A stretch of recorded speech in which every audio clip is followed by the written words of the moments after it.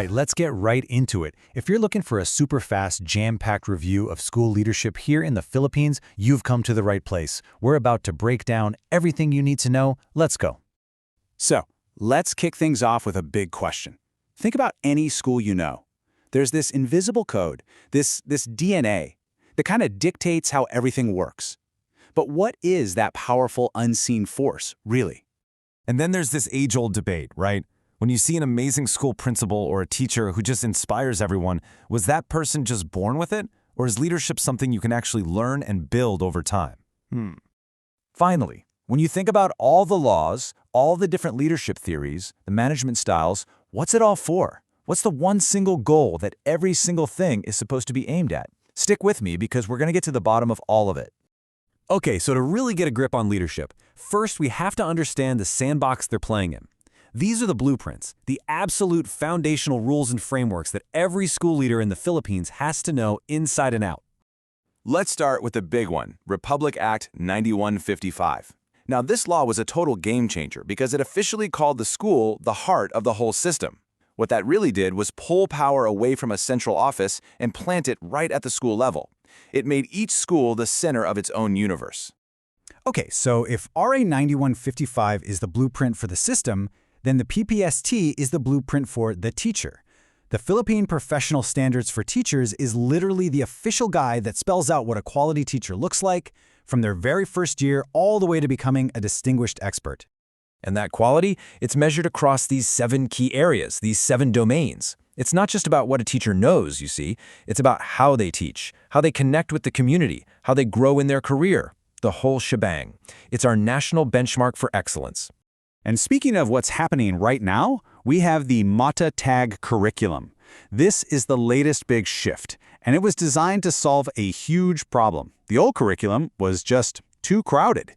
The key word to remember here is decongesting. The whole point is to laser focus on the absolute fundamentals, reading, writing, math, and social skills, to build a way stronger foundation for our students. So now that we have the rules of the game, let's look at those invisible forces we talked about. The very personality of a school. What makes one school feel amazing and another feel, well, not so amazing?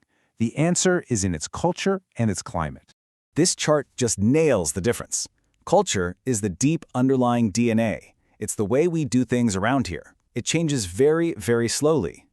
Climate, on the other hand, is the mood. It's how it feels around here today. So you can have a bad day, a bad climate, but if you have a strong culture, the school will be just fine. And this is why it matters so much. Because when that DNA, that culture, goes bad, you get this, a toxic school culture. Look at the ingredients. Bad relationships, fighting against any kind of change, and nobody agreeing on why they're even there. There's zero trust, and you can bet student learning takes a massive hit. So, if you're a leader, how do you fix a toxic culture or build a great one? Well, you don't just use one tool. You have a whole toolkit of leadership styles and theories. A great leader knows you need the right tool for the right job at the right time. But first, let's get one thing crystal clear. Management and leadership are not the same thing. Management is about keeping the trains running on time, budgets, paperwork, schedules. It's about doing things right. Leadership, though, that's about deciding where the train should be going in the first place. It's all about doing the right things. Now, let's look at 2 of the heavyweights in the toolkit. Transactional leadership is that straightforward, if you do this, then you'll get that deal. It's great for getting things done quickly or in a crisis.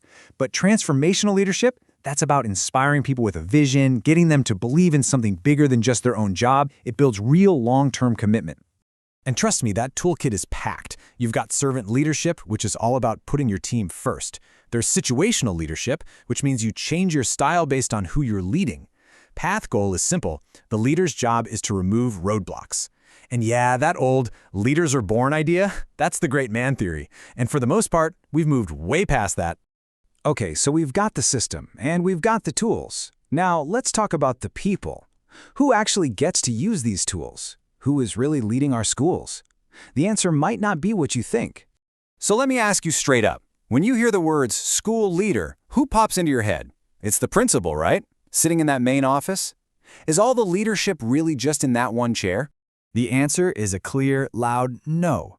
The most effective schools today run on something called distributed leadership.